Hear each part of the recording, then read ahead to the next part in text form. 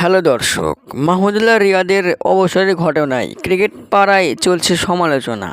সামাজিক যোগাযোগ মাধ্যমে শুরু হয়েছে তোলপাড়। দর্শক, গুঞ্জন উঠেছে অবসরে যেতে চান মাহমুদুল্লাহ রিয়াদ।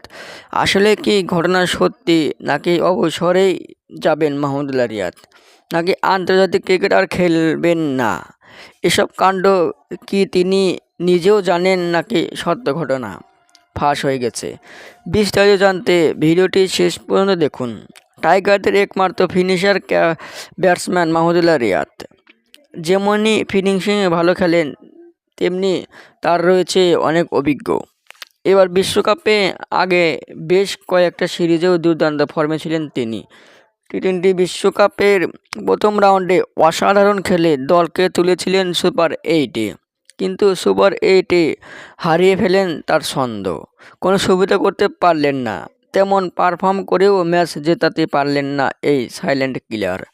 সুপার 8-এ রিয়াদের নেতিবাচক পারফর্মে বেশ সমালোচনা শুরু হয়েছিল দেশে বিদেশে।